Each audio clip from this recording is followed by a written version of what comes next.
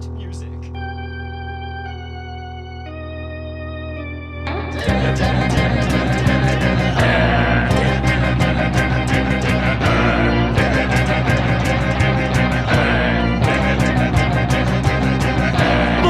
He's not a bat, he's a man who fights crime. And we're gonna watch him fight for a minute at a time. With John and Niall and a guest who doesn't rhyme. It's Bat Minute!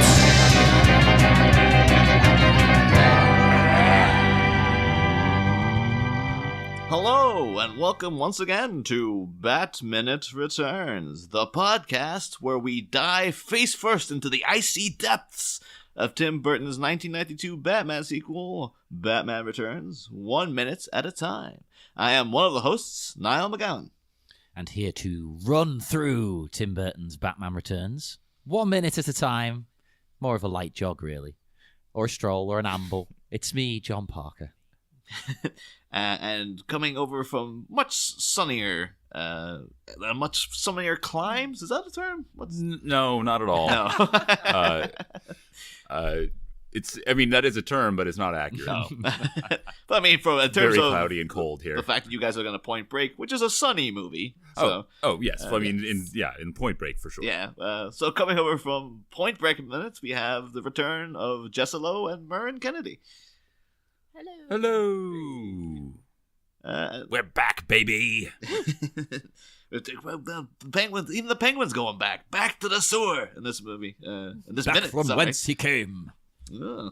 But of course, yeah. That's within this particular minute, which is minute 92, which begins with the penguins still taking a pelting, and it ends as the prodigal son returns to his sewer kingdom.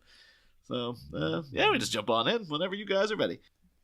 I just love all the sounds he makes in this I minute. was going to say the same thing, especially when he's running. Yes. He's sort of, he kind of has an Igor-like run, just It's kind of like wonderful. stumbling from foot to foot, just sort of barely staying upright. Yes. I love it. Well, apparently that is because the suit was basically impossible to move in. But I bet. Danny, he understood the necessity of that. He's like, well, that the penguin, the character, that's how he would feel. He would feel uncomfortable. He wouldn't want to move like that. Yeah. So it makes sense to him. Like, well, I should be uncomfortable. It's also the fact too. It's just like, yeah, like the suit was so heavy. It was like, I think it was like 200 pounds or something. So it's just basically having to run around with that. It's just like, yeah, this wasn't a good day for Danny D. I don't think, or his stunt man. Well, I guess it must have been like made of rubber or something. Yeah. In my head is like padding, but I guess it wouldn't have held its shape as well that way. No. So yeah, if it's hard rubber, I guess it would be pretty heavy. But that's all after he dives off the podium. Before that though, we do get. I remember at the time as a kid, been like, oh yeah, someone's finally pointing this out. When he puts up the umbrella to guard himself from the relentless torrent of vegetation that is pouring upon him, and he does kind of says pretty much to the camera, but to himself, but to the camera basically, like, why is there always someone who brings eggs and tomatoes to speech? I think even when I saw this as a kid, like crowds pelting people with eggs and tomatoes was such like a cliche. Yeah. That it rang true. That's like, yeah, why is that a thing? Like, why does it always go on and stuff? It's in every movie and show from our childhood, I think. It's a vaudevillian thing, right? Like, I would imagine that's sort of back in the day, and probably like from earlier than that too. And people would go to like the sort of from the groundlings in Shakespeare's day, sort of, and they would the orange wenches. There would be wenches who would pass out oranges to a Shakespeare play would be performed, and I guess people might have thrown them if they didn't like the acting. They definitely would have done, because despite what people seem to think these days, going to see a Shakespeare play back in the day was quite a raucous and rowdy event. Yeah, it was not high class. It was very low class. Yeah. Although I guess royalty would see it, but the majority of the crowd would have been the poors. The pores. Scummy paws. I did though. I decided to look into where it might have actually come from. Like, if it was a Shakespeare, back in the Shakespeare's days, or like when did this first come about? Because I thought like I was even going like, oh yeah, well, back in the days of the stocks and stuff, when they had people people pelted with fruit. Oh yeah. And as public punishment. But I did find this on one particular website with where it states that pelting unlucky victims with rotten produce is one of the oldest forms of expression, older than even tomato cultivation. Rotten tomatoes are often associated with Shakespeare's Globe Theatre in Elizabethan London, but in actuality, tomatoes were still uncommon and weren't even mentioned in the first English cookbook until 1752, nearly 150 years later. However, the practice of throwing produce predated the tomato entirely. The first reference comes in AD 63 when Vespasianus, Caesar Augustus, was hit in the head with turnips in the midst of a riot. Ouch! Yeah. And rotten eggs were also a weapon of contempt used in religious and political protest. Documents dating back to the 18th century refer to people throwing rotten eggs at the persecuted Methodists on the Isle of Man. The practice also made its way to the New World, as shown in a speech by Frederick Douglass, who recalls bad eggs been lobbed to break up anti-slavery meetings. Food's use as a weapon was traditionally a product of availability and cost, because pretty much you get you ain't got nothing else. It's like, well, I guess we could throw it with this.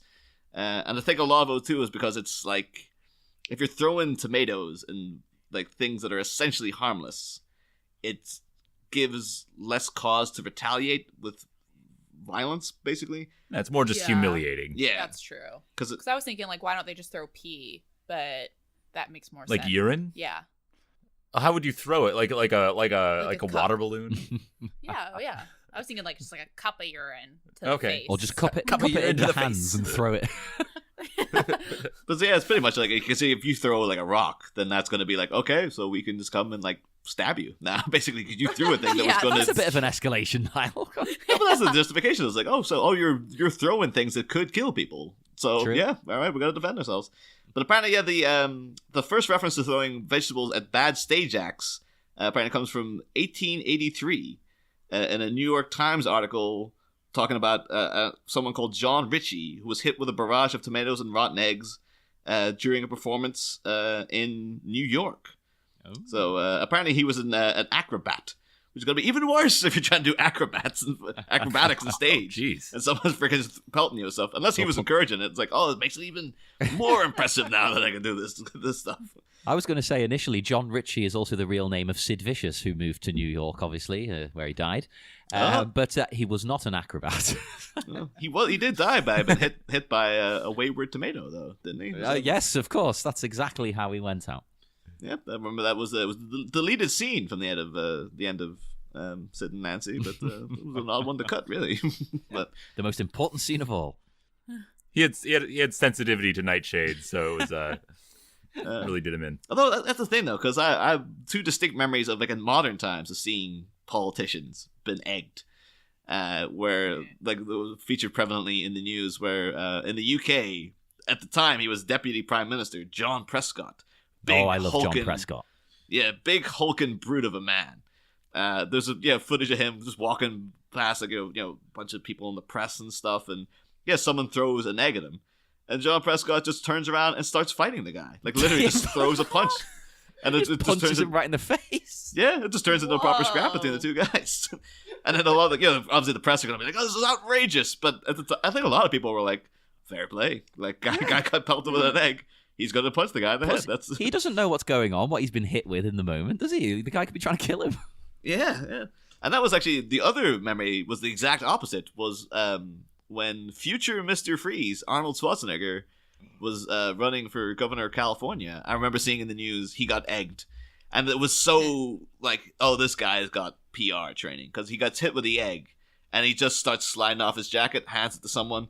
The smile never wavers. He just completely ignores it and just walks on. And it's that's a guy he has been told by his people how to deal with being pelted by stuff. Well, that's how I see American politicians. It's very about the appearance, the show. Yeah. It's like showbiz. Yeah. Whereas here, we just punch him in the face. I mean, Schwarzenegger was in show business. He knows what it's all about. Yeah. I also remember George W. Bush was someone threw a shoe at him. That's what I was thinking of. Yeah, in shoe? Iraq, was it? A shoe. Yeah, 2 shoes, I think. Wasn't it? He dodged the first shoe, Yeah, I think he Right. dodged the first shoe, and then they threw his other shoe as well. Yeah. Yeah, because It was probably 2003 or something like that. I just have a mental vision of him ducking one shoe and then standing up like, and the other one getting him directly in the face. well, Although- in the Muslim world, well, a lot of Muslim countries, not all of them, showing your shoes is a big insult. So hitting someone Yeah. with your shoes is like the biggest insult. Like you are the worst person ever. I'm throwing my shoe at you. It's really it's probably the easiest garment you could throw. Yeah. Unless it's like a steel-toed boot, it's not like it's going to do that much damage. Ooh, That would hurt, though. I guess if a stiletto hit you in the face. Oh, yeah, that would be bad. Mm. Yeah. Holy crap. Seen single white female, like those things can take out your freaking eye. Like that's Yeah, it's lethal. very true. But yeah, I guess like one of those a modern Nike running shoe. They're so light. Yeah, I'd be like, oh, that's mildly uncomfortable. Although that was the thing though, because when I was talking in the last minute about Danny D recounting when he was a hairdresser and stuff, in that same interview he talked a little bit about Arnie's run for governor of California. Really? I thought it was quite interesting because apparently him and Arnie are good friends, and he's like, "Oh yeah, I'd work with him again in a heartbeat." But and he just goes into like, yeah, now he's got all the politics out of the system because that was just a fiasco. And the interviewer was like, "But really?" And he's like, "Oh yeah, like him running for governor of California, like." Why? What the hell was that? It was completely ridiculous. So I thought, like, as his friend, he might have had his back, but apparently Danny DeVito had no time for Arnie's political aspirations. And apparently he did say to him at one point, like, think of the money we made on Twins, Arnie. Like, here's he held his hand up really high, like, here's Twins 2, and then put the other hand down way low, like, and that's you running for governor of California. What we need is Danny DeVito to be running. Yeah, but apparently he's a very, very liberal guy. So I can imagine I'd probably get behind Danny D's Yeah. political leanings. But No, to be honest, anyone should be free to run, but you need some kind of background to know what you're doing. yeah, Yeah. That's part Yeah, of the I would problem agree. that's going on there now. Is I know it's controversial, but I think people who go into politics should know what they're doing. yes. Whoa, you said it, man. No, I mean, I know it's brave, but I gotta just say what's on my mind. Oh yeah, it's been unsaid all these years. that's the thing. So a lot of, and this should be relevant for your future podcast, Murren. But because I know there's a lot of the Rock for 2020 and The stuff. Rock, yeah. And it's like I really pray he doesn't because I want to keep liking the Rock.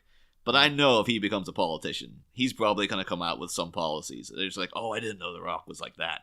Yeah, and it's gonna turn out like, oh, he's not a nice guy or something. It's gonna spoil my whole mental image of the guy. Don't do it. Although I did actually read or listen to another show recently where they were talking about Jesse Ventura when he became a governor. Mm-hmm. He was the mayor of a town as well. Yeah. Apparently, he was genuinely very, very good at what he did. He was actually like a really good politician, and everyone really loved Awesome. him. So, apparently, he's just a genuinely lovely man, Jesse Ventura, from what I've heard in that show. Anyway, so Ah, nice one, Jesse. And a goddamn sexual tyrannosaur. Yeah, that's the most important part of being in office, clearly. But though talking then about wrestling, actually, as I think we alluded to last minute, the Penguin starts to make his escape here. At one point, of course, he opens fire on the crowd. Not too sure if it's blanks, like he did with Shrek earlier, or if this is Right, live rounds. He's just shooting at the crowd. But I had a question about that because I'm the same. All my life, I assumed he was either a bad shot or that, like, the movie just doesn't want to show him machine gunning a crowd of people to death. That's a bit much, maybe. But I thought, oh, are they still the blanks? But the microphones do get damaged. Yeah, I was going to say. It does look like he's firing kind of above the line of sight, though, Yeah, but to me. in That's this just- moment, though, why? Just kill them. If you're him. Not, I guess, there is kind of like a moment of consideration for the Penguins. Like, 'cause his whole big scheme from the beginning is he wants to kill a bunch of kids. But he's like, oh, I'm not going to just mow down people with a machine gun, though. I got to do leading people into toxic waste with a stupid kid's umbrella and stuff. That's much more my style. But we're not there I'll yet. just shoot someone. But I did kind of question, like, why has he brought the gun umbrella as well? But I guess maybe he's like, oh, you never know, someone might try to take me out, so I've got retaliation right here. But so I'll give him that. But of course, He then always has his piece on him. Yeah. But of course, then I don't know if he just runs out or he just gives up, but he decides to make a run for it, and of course, then does a graceful dive off the stage, onto some poor guy's back. Considering the outfit he's wearing, that is a pretty graceful dive. And penguins can fly, as we've just proven. Oh yeah, briefly. He does. He does. When he lands, though, it's not so graceful. He's kind of just like a bowling ball, and they're the pins. Well, I imagine that guy flying towards you. Yeah, you would be knocked down like a pin. You go flying. I can imagine though that extra, because that is 200 pounds plus Danny DeVito or Danny DeVito's stuntman of weight throwing itself on your back from a height. And I can imagine him watching this with his family with chronic back problems and just been like, that's it. That's the moment right there. We had to do 35 takes of that. That's why I got this now. Warner Brothers is still paying out his health insurance for this one shot. Also noted this though, because I do recall later on the Penguin has his top hat again, but he loses it here. So apparently the Penguin has two top hats. He's like you with your pile of hats in your house. Yeah, he's just a guy. He just loves the top hat, so he has two of exactly the same type. I like to think they're he has a bunch of collapsible top hats that are just sort of in a little pocket in his jacket or something like that. So he just pulls out a new one every time he needs it. Even better. Oh my god, yes. I do like, although we'll talk about it in the weeks to come, but I really do love his, when he goes back to the old Penguin clothes of the onesie, big fur coat, and top hat ensemble. I think that's my favorite outfit. Sexy look. Yeah, I would love to wear that. That was great. I just love swanning around. Onesie, big fur coat, giant top hat. It's looking like an asshole. It'd be great. It's a pretty hot look, that, I think, Yeah.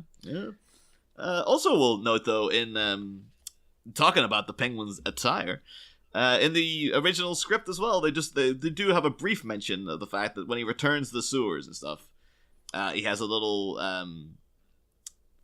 he sort of bemoans the situation, as we'll see coming up later in this this minute. But he does mention at one point he says, how could I have been so stupid to want it in the first place? Let's just call it temporary sanity. The only souvenir I'll keep is the monocle. So it's I think they were hoping that by the grand finale, he would be in all the Penguin gear and have the monocle and stuff. So he'd look like your old school Burgess Meredith comic book Penguin. Yeah. But again, as we mentioned several times, the monocle is drastically underutilized in this movie. It's a shame. I love a good monocle. Yeah. But of course, then we do see more of the Penguin's graceful flight from justice as he starts booting it away. Again, we've mentioned before in the show that this iteration of the Penguin's very, aesthetically at least, very influenced by the character of Dr. Caligari in The Cabinet of Dr. Caligari. And this would also seem to be a direct reference to when he is fleeing in the movie from the authorities when they find out he's responsible for a series of murders. There's shots of him booting over a sort of a woodland bridge and stuff, which with all the kind of pretty much the same exact gear, the same kind of coat and stuff that the Penguin's wearing. And he actually still has his top hat in the scene though, so one slight difference, but I can imagine this is another through line that Timmy B was trying to throw in there. Interesting. Well, that actually is one thing though, because earlier this week I went to see a screening of The Third Man.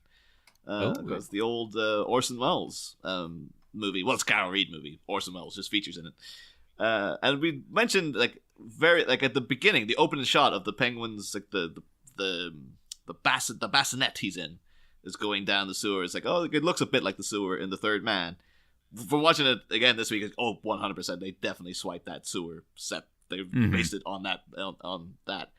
But I kind of thought that in this scene in particular, they could have had much more of Third Man references, because that ends with a big chase through the sewers and stuff, and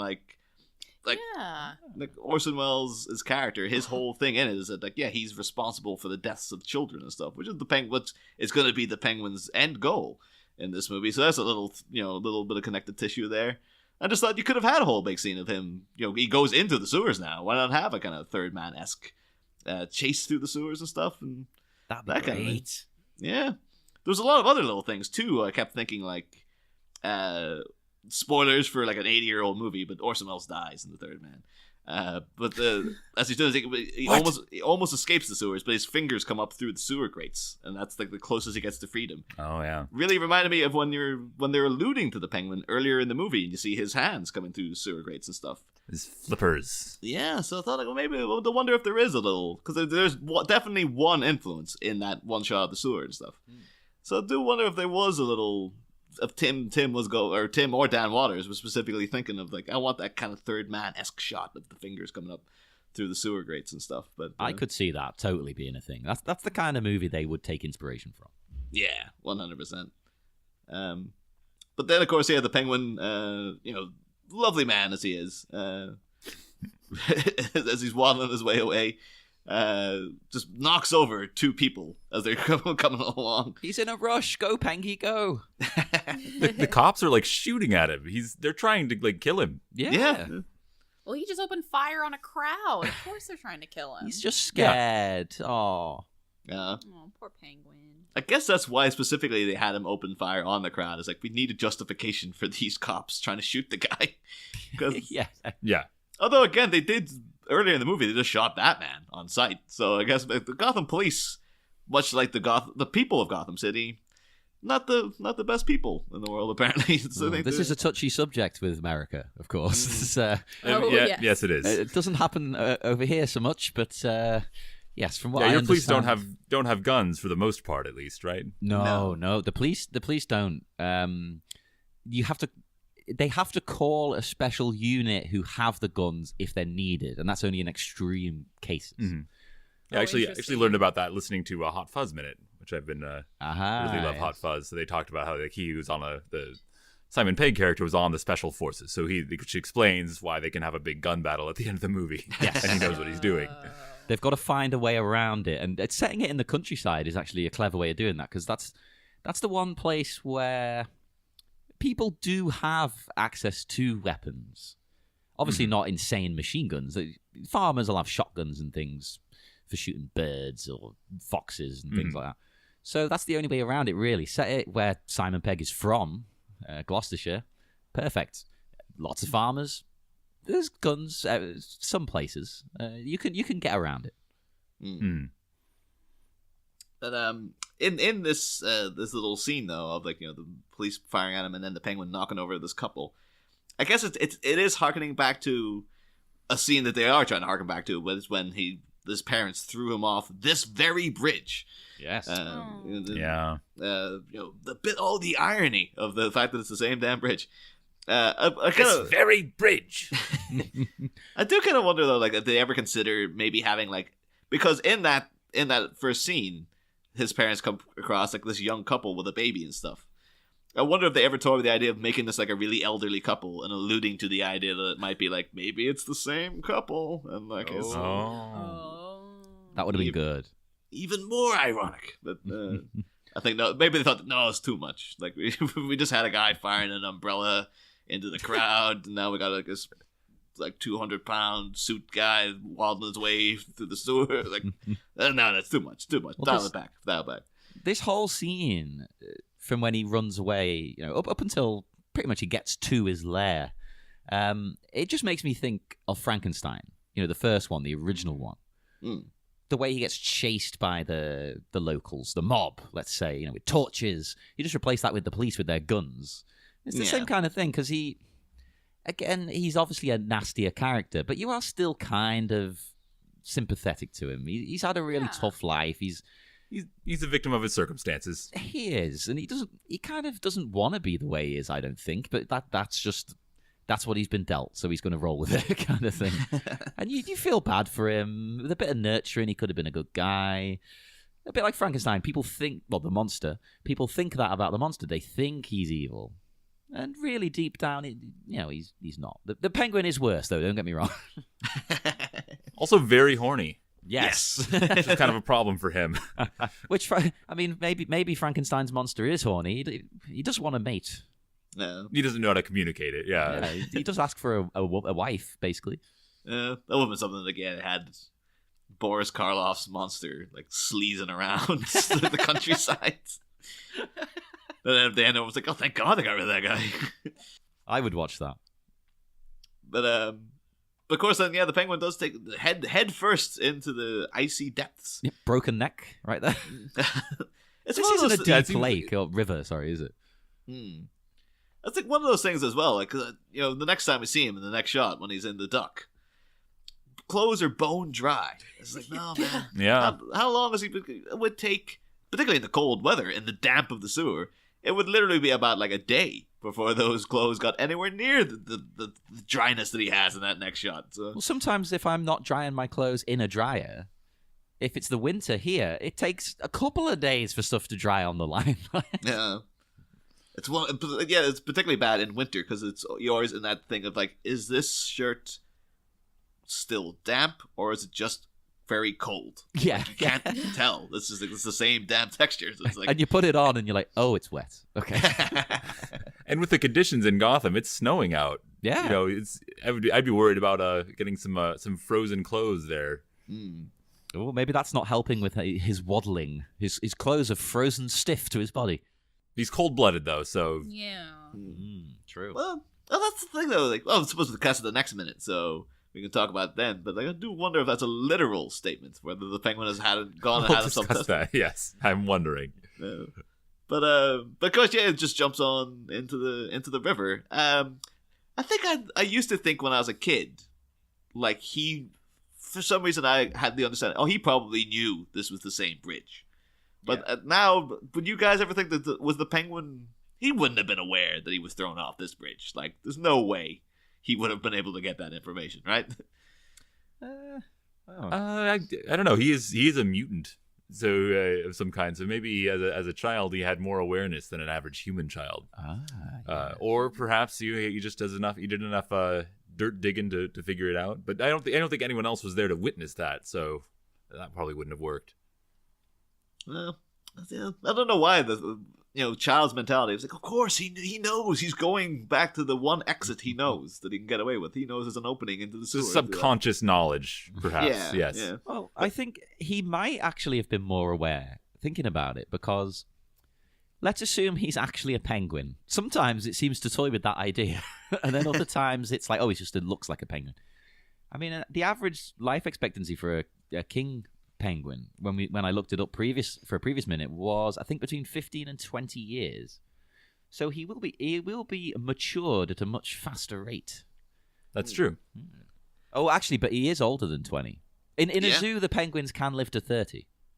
Oh, but can they live to 33? Are you guys aware that the penguin's supposed to be 33 years old in this movie? No. No, didn't know that. Yeah. Like Christopher Walken, he could have been any age. I don't know. At least 50, I would have said. How old is Danny DeVito at this point? I think we looked it up, and I think he's like 48 or thereabouts. Yeah. Okay. So, I think they're very much trying to make this. He's like the Antichrist. He's like Jesus. So you have a lot of, he was born around Christmas, and he's 33 years old, and all this sort of stuff. It's like, Yeah. I think that out of all the things in the movie, the penguin being 33 is the thing that pushes the believability to the very edge. I guess, part of it's again, like, if we're assuming he's like a mutated being that is more animal than human. Yeah. Like he seems to believe, he could age differently. Also, I suppose, like, it's mostly the fact that he's balding. The rest of it, like, he has a lot of makeup on, and he mostly looks gross. But he doesn't look particularly aged to me as much. Although 33 is certainly pushing it. I mean, we could put it down to his deformities and whatnot. You tread carefully there, Murren, because you're talking to two guys here who have lost their hair. All right, so like, oh no! Like, I had to shave my head when I was like 22 out of hair loss. So I'm like, oh yeah, you just watch yourself. No, I know someone who is, I think, started losing their hair at 17. Oh, Isn't that Dan Wood? Didn't he? You know Dan Wood. Yeah. I think he started losing his hair at 17. And I had a couple classmates in high school who were losing their hair too. Yeah. I didn't know, like, as a Oh. friend of mine, like, I used to always marvel at how insanely jet black his hair was in secondary school. And it's only been in recent years where he's been like, I was dyeing it. Of course I've been gray since I've been about 15. Whoa. Deceiver. Yeah, but now it's like, oh my god, I can't believe he had the wool pulled over my eyes. Now I'm trying to sense it everywhere. Any head of hair I'm seeing, like, of someone who's a bit older, I'm like, what's going on there? Tom Selleck's the main one. My dad watches loads of Blue Bloods, ironically enough. Oh. And like I'm sitting there watching that, and like, that hair is too brown, Tom. No way, that's the genuine Tom Selleck shade. Well, I think most men suit a little bit of grey. Like it makes them look a bit better. George Clooney's the perfect example we've brought up before. Yeah. He looks loads better with the grey.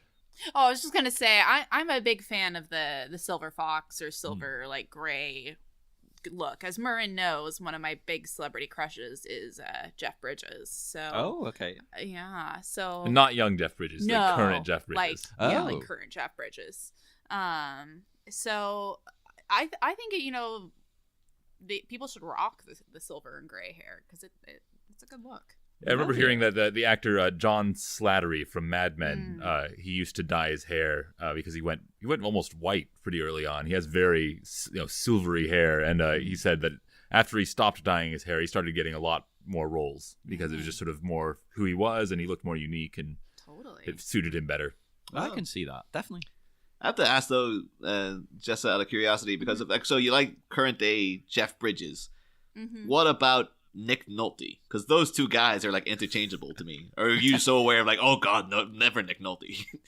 I don't know. I'm honestly not aware enough of Nick Nolte, but I like Jeff Bridges' like personality. I think is the number one thing. I would say they have different. They do look fairly similar in a lot of ways, but I think the personality to me, Nick Nolte is just constantly drowning in a bucket of whiskey. Whereas, Jeff Bridges he smokes a little weed every now and then, and he probably has a drink every now and then. But he's a pretty chill dude. And, But that's the feeling that you get at least. Yeah, that he's like. I watched this really interesting documentary about him as an artist, and I don't know. He's an interesting dude. I like his personality. Oh.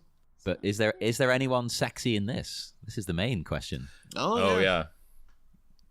You've been asking about Christopher Walken, right? Whether people find him attractive. I think Walken's a handsome guy. In this instance, I'm not a fan, but I normally think he's a fine looking guy. Good. See, I'm not crazy for saying this then. Some people have thought I was weird. No, have you seen those pictures of young Christopher Walken? He can get it. But yeah, when he was a dancer. yeah. Very toned. He's a hell of a dancer as well. Well, I'll have to put it up in the listeners page. I only saw it earlier today. Like an old black and white picture of, I guess he must be like 18, 19, 20, Chris Walken, standing with his shirt off. He's built. Like he's actually like really very muscular physique. And in that one picture, I was like, oh, I can see how people could think Chris Walken's an attractive guy. Well, I'm still now stuck with the mental image of just like, 40 years of crazy, scary Chris Walken. Where it's like, oh my god, how could you get past that? But hey, it ain't sexy if it ain't a little scary. Very true.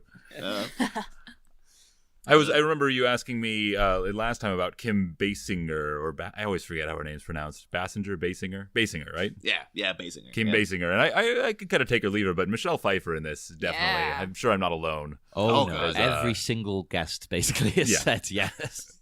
And especially in this movie is something else. We try to keep keep it everything very respectful and any sleaziness to a minimum on the show. But we have had like the scenes of her in the Catwoman outfit. We've had guests on who've just been like, oh god, like very just like very apparent about like awooga. Yeah, men, women, everyone else, everybody is just into her. I think. Yeah, I did recently. I watched Ant-Man and the Wasp, and it was it's fine. Is she in it? She is in it. Really? Briefly. She's not in as much of it as you'd like, but she has like salt and pepper hair, but she still looks really good. Oh yeah. Our Murren and our mutual friend, his dad is notorious within our friend group for having smoked pot with Michelle Pfeiffer. Hey. Yeah, which I like that little story. Yeah. That's all the story I know to it. But That Wait, doesn't who is surprise me though. I can imagine it, having dabbled. That's the thing. Yeah. That's the Jessa thing. will tell me later. I don't know who she's talking about, but we'll say it. We'll do it off mic. That's the thing. Could ask that because we've like through going to we obviously look very deeply into Michelle Pfeiffer. Do you know around what era that would have been? Because there was That would have. Oh, sorry. no, because I'm just saying there was a period like I think in the late 70s through the 80s where she was part of like a cult. So now, like, was it during the cult years or? It could have been. My guess is it would have been like the 80s. Maybe the 70s. Around the Grease 2 period. Yeah. Oh dear. It could have been. Yeah, because apparently she's a very strict vegan, but in the 70s she was kind of, I think by her own admittance, she was suckered into this a vegan cult and with them for years and stuff, and then like basically like their highest achievement was that you could sustain yourself on sunlight alone. Like that was where she was trying to get to and stuff. One of those. Yeah, and apparently she was doing research with her then husband into cult member, like people who were involved in Some Young Moon, and as they were interviewing people and they were talking about being in a cult, she had the realization like, holy crap, I'm in a cult. Like I had no idea, but that's everything they're saying. That's what I'm doing as well. That's nuts. Yeah. So Don't try that. No. That doesn't work. But yeah, just to be curious if that was around. Like, maybe she can indulge in smoking weed, but she can't eat anything apparently. Right. Oh, that poor thing. Aww. Oh, she's fine now. Yeah. Yeah. But still, that would have been sucky to. Yeah, I'm glad she I hope she didn't get any permanent organ damage. I assume she Yeah. seems like she's doing okay and she's pretty healthy. So Yeah. Yeah, she seems good. She looks good. She still has all her faculties, so that's the main thing. as far as we know, Yeah, it could be a deception. But in terms of like back in the minute though, like we just do have the Penguin coming back into the main center of his underground hideout in the Duck. God knows where he kept the duck because he jumped in without the duck, and now he's found the duck somewhere. Why does he have a duck? Why not? This is his mode of transportation. He just drives around this duck. But why not a penguin? Yes, it's an excellent question. well, I assume we don't actually see the origin of it, do we? No. It's indicated that it was a ride in Arctic. Yeah. Yeah. That's what I remembered. Yeah, it is a ride that you would ride around like a little man-made pond in an amusement park or something like that. And he stole it and modified it to be able to have wheels and jets and all that. I do wonder though, maybe he was, when everyone was calling him the Penguin, he was trying to change things. And he's just, I'm going to drive around the duck, and everyone's going to call me the duck. Duckman. And then like the poodle lady is like as a gift to him painted the duck black and white or something. I say, he'll really like this because everyone calls him the Penguin. He's like, no, I'm the duck. I'm painted yellow again. Damn it! Oh. Everyone loves ducks. They're gonna feed me breadcrumbs. He watched Pretty in Pink, and he loved John Cryer's performance as Ducky so much. He's like, I want people to call me Ducky too. He will always be a Duckman. When he watched Top Gun, he went through a goose period. Oh, yes. That would be great, actually, if the Penguin had all these different boats. There was a duck, there's a goose, there's a penguin, there's all kinds of birds. Well, it'd be like, Swan. That's part of the ride. It's like it's a giant version of Duck Duck Goose, where people are just driving around in ducks and geese. And it's like, that's why Arctic World got shut down, because it came up with terrible ride ideas like that. We're onto him. We figured it out. But in his duck, he approaches his gathered penguins, his crowd of family, I suppose we could call them. His babies. They're having a bird moot. Bit of a meeting going on because he's got plans. I don't know how these penguins were aware that A, he was arriving, and B, he wanted to have a little meeting. But they seem aware. He's faxed ahead. He's paged them or something. I don't know. I kind of took it the other way. Like they're just hanging around, like smoking and stuff. Like, oh, there he is. Oh, he come crawling back. Huh? I thought we weren't good enough for you, eh? It's like, I told you I was gonna make you like Chancellor of the Exchequer when I was mayor, right, guys? Like a swarm of penguins is all gonna be Chancellor of the Exchequer of Gotham. I don't even know if a city has a Chancellor of the Exchequer. No, a country has one, and only countries like ours. Like, And, well, they can't be any worse than our Chancellor. So get them in there. Get them doing the finances. So I don't know. Maybe he's going to make the Penguins deputy mayors or something. All the penguins. Now, do you know what a group of penguins is called? No, actually, I think that's the thing we would have known by now. Haven't done. Well, I'm glad I brought it up. I just looked it up myself. It can be either called a colony, a huddle, which I like, or a rookery. I like a huddle. That's cute. Yeah, huddles. And on water, if a group of penguins is swimming, it can be called a raft. Oh.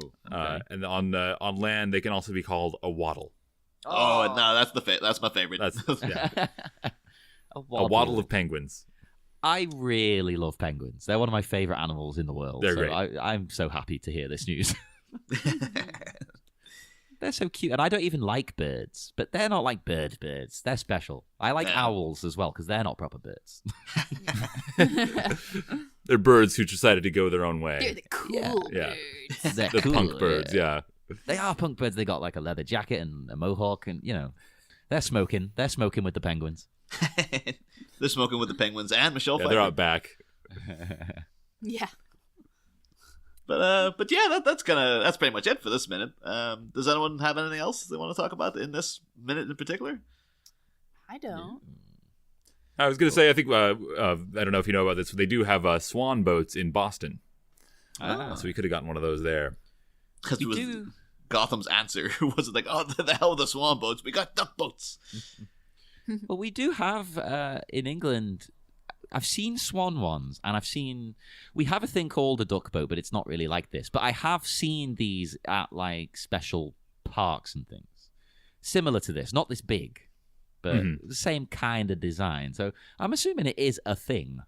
They haven't just gone, that'd be weird, wouldn't it? I think we're meant to acknowledge that this is, people maybe went on a little ride on this thing. You're supposed to put two and two together. Yeah. It does look like a repurposed piece of equipment. Yeah. I think the only way that we're trying to evoke weirdness in it is just the extreme contrast of how gothic and warped the penguin looks, and then to have this little cutesy thing as his mode of transportation. But the actual idea of them having a duck boat seems like, that seems like a logical thing that could exist. It's just weird when it's this guy who has it. But yes, we will head off now into the dark night once more. You told them on Monday, but would you like to tell the listeners again where they can find Point Break minutes, or if they want to get in touch with you or anything? We'll save it for Friday. No worries. Yes, we'll spread it out. I should really start doing that. I sometimes do that with the plugs. I'm going to do that with the plugs. I don't care. I'm not going to plug anything. I was very surprised when I was on Mad Max Minute the other day. And the way they ended their second episode was a real like, okay, so that's that. And they just stopped the episode. They're like, afterwards, like, oh, by the way, we don't do plugs at the end of the second one. It's like, holy crap. I turned around and the episode was over. It was crazy. Sometimes I don't do it in the second one. It's if I can be bothered. If anyone wants to find us, I'm sure they know where by now. Look us up. You just listen to the Monday's episode, so, it's exactly. Right. Exactly. But I will reiterate, go on TeePublic, buy a t-shirt, go on, or a mug. Or if you want a cushion and you want to sit on a cartoon version of my face or Niall's face, you can do that. Sit on our faces. And who wouldn't? Who wouldn't? That's now an option to you fine people. And, there's all kinds of things like that. So have a look. Good merchandise. I have ordered one myself because I have to buy it. We don't get freebie, sadly. Yeah. You should get one freebie, I think. So you can sit on your own face. I could. Well, that's man's dream. We've been trying for centuries to do this, and I am about to achieve it. Yeah. So I may see you on Friday, unless everything goes horribly wrong and I break my own spine. So, yes, join us again on Friday. We will have minute 93 of Bat Minute Returns. Next time, the prodigal son returns. A rebuffed brute returns the bosom of the Red Triangle bunch, and turns out he's packed a parasol punch. But now the sovereign of the sewer is back in his kingdom of ice. Which homicidal scheme in stasis has he begun to thaw? Find out Friday. Same bat pod, different bat minute.